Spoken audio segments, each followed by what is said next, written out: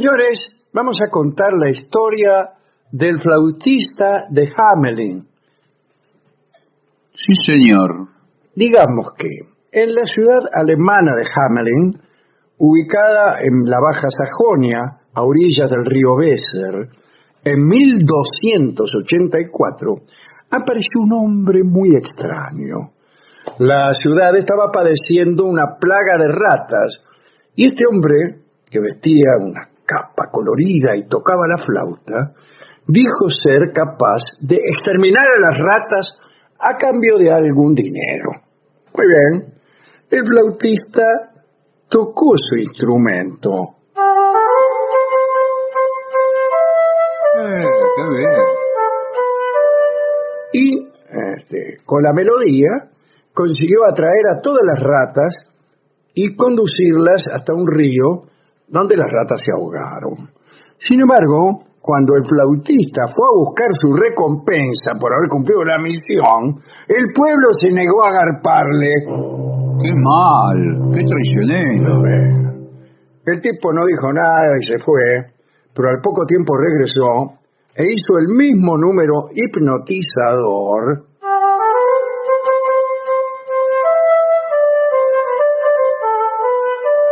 Pero esta vez con un pequeño ajuste de guión.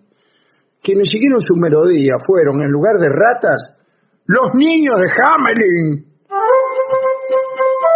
Bueno, el flautista parece que encerró a los niños en una cueva y nunca más nadie volvió a saber de ellos. Todos conocemos esta versión de la fábula, que es la escrita por los hermanos Grimm. Pero Sí. hubo unos sucesos reales que inspiraron este relato, aunque los detalles no se conocen con exactitud. Ahí está el flautista. Sí. Aún en nuestro tiempo, los investigadores, que no tienen mucho que hacer, siguen indagando para saber qué pasó aquel 26 de junio de 1284, cuando 130 niños de Hamelin fueron atraídos por el flautista.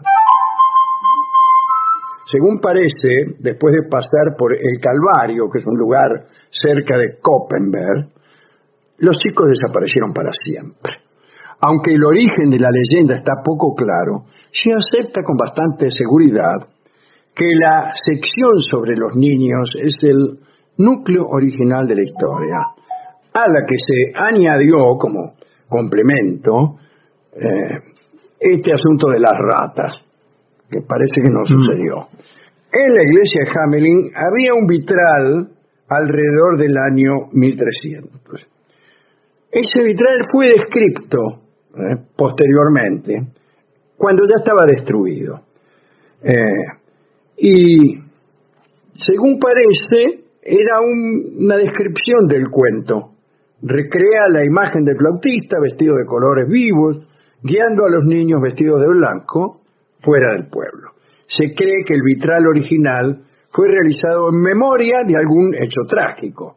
Sin embargo, a pesar de tantas investigaciones, no se ha podido encontrar ningún documento histórico que venga a dar fe de algún hecho que pueda ligarse con esta leyenda. Las teorías a las que se les atribuye mayor credibilidad son las siguientes. Primera, los niños fueron víctimas de un accidente y terminaron ahogados en el río Weser, o si no, fueron aplastados por un deslizamiento de tierra. Primera hipótesis. Vamos a elegir nosotros. Segundo, dice que fueron víctimas de alguna enfermedad que los habitantes del pueblo consideraron peligrosa y entonces fueron llevados fuera del pueblo en defensa de la salud general. Sí. Esa es la segunda. Según otra versión, los niños dejaron el pueblo para formar parte de alguna peregrinación o campaña militar, pero nunca volvieron. Y también se dice que Premis Otakar I, el rey de Bohemia, entregó una cantidad de tierras al líder religioso Bruno von Schauenburg, junto a la ciudad de Olomouc, al este de la República Checa, para repoblar esa zona. Tenía pocos habitantes y entonces primero regalaron esa tierra y después colonos. Y de ahí salió colonos que serían jóvenes. Y ahí salió la historia de que los niños. Yo tengo una hipótesis mejor. A ver. Que es todo mentira. Que no hubo nunca Que esos no hubo chicos. nada de eso y a los hermanos Grimm se le ocurrió, o que era un cuento que contaban, Sí. por contar nada más. Las dos últimas de las teorías que nombramos, es decir, esta que dije yo y otra, son las más aceptadas. Ya. Claro. Bueno, acá hay que decir que apareció un tipo, ¿no? Un tal Deccan Lud, que era de Hamelin, que informó en 1348 que tenía un libro coral que contenía una estrofa con el testimonio de alguien que había visto con sus propios ojos este episodio del flautista cautivando niños. Deccan Lud decía que la estrofa, o que el libro era de su abuela, pero hay un detalle no menor. El libro se considera perdido desde el siglo XVII. Pero la estrofa que cita Deccan Lud dice lo siguiente. En el año 1284, en el día de Juan y Pablo, siendo el 26 de junio, está muy bien, apareció un flautista vestido con muchos colores y sedujo a 130 niños nacidos en Hamelin y se perdieron en el lugar llamado Calvario, cerca de las colinas. Esa es la única estrofa que se conservó de aquel libro que cita Deccan Lud. También existe una ley en Hamelin que prohíbe cantar o tocar música en la calle Bungelosstraßen. Ajá. Es una calle adyacente a donde se supone que vivió el flautista y no deja que nadie cante ni toque un instrumento, digamos por respeto a las víctimas de aquel legendario acontecimiento. Y así, durante los desfiles públicos con música, o incluso las procesiones o desfiles de festejo, al llegar a esta calle se interrumpe la música y siguen tocando después que pasaron esa cuadra. Bueno. Maravilla, ¿eh? Bueno, hay otra versión que dice que los chicos entraron en un cerro, una cueva, me imagino yo, y el cerro clausuró, veo que hay algunos cerros que parecen tener vida. Sí. Esta colina cerró la cueva y los chicos se quedaron dentro. La historia del flautista se conoce en al menos 42 países y 30 idiomas, y aparece en el arte, la literatura y la música internacionales.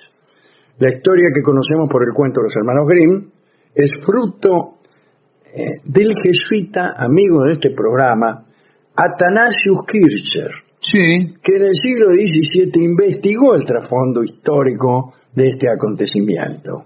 Kircher se desplazó hacia Hamelin para averiguar los fundamentos de la leyenda y escribió una obra musical. Era músico también. Sí, me acuerdo, vi que hizo una máquina que tocaba música, Sí, ¿no? señor. Sí. Hizo una obra musical que se llama Musirias Universalis en 1650 y habló de las melodías del flautista y de su posible efecto mágico. Es decir, pensó que algunas melodías tenían, por su misma disposición de sonido, un efecto mágico.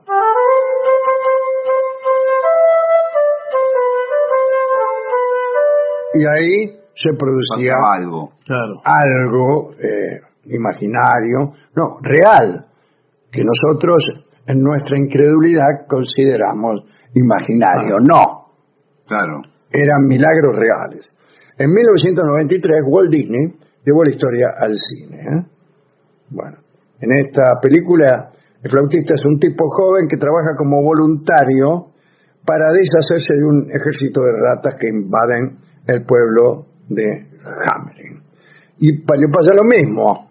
El alcalde le había prometido dinero, no le garpa, y bueno, el tipo, una vez cumplido su trabajo, va a buscar el dinero, no se lo dan, y entonces ejercita su venganza arrastrando a unos niños.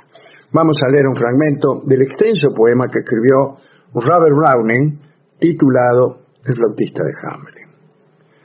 Para recordar la ruta donde los niños fueron vistos por última vez, la llamaron la calle del flautista.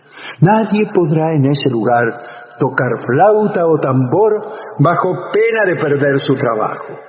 Y frente al lugar de la caverna escribieron la historia en una columna, y en la gran ventana de la iglesia pintaron lo mismo para dar a conocer al mundo cómo sus hijos fueron robados. Y todo sigue allí hasta hoy día. Y tampoco debo omitir que en Transilvania hay una tribu de gente muy especial que tanto asombra a sus vecinos y asegura que sus extravagantes maneras y vestidos son herencia de sus padres y madres, que se han elevado desde una prisión subterránea en la cual fueron encerrados por un potente músico hace muchos años. Venían de Hamelin, de la tierra de Brunswick, sin saber las causas del traslado. Entonces, Carlitos, tengamos vos y yo cuentas claras con todos los hombres, especialmente flautistas. Y cuando un flautista nos libere de ratas y ratones, si nosotros le prometimos algo, cumplamos la promesa. Este es el poema de Browning, que ubica en Transilvania, el lugar en donde supuestamente regalaron tierras y había que poblarlas, y entonces llegaron allí chicos y muchachos jóvenes. Bueno, linda historia esta. Vamos a amueblar este relato, bueno, con una obra para flauta. Está muy bien. Vamos a escuchar a mi amigo, el flautista Claudio Barile, tal vez el mejor de todos, tocando él solo, sin ayuda de orquesta. ¿Flauta sola? Sí, flauta sola. Una obra de Astor Piazzolla que se llama precisamente Estudio número 3 para flauta sola. Adelante, Claudio.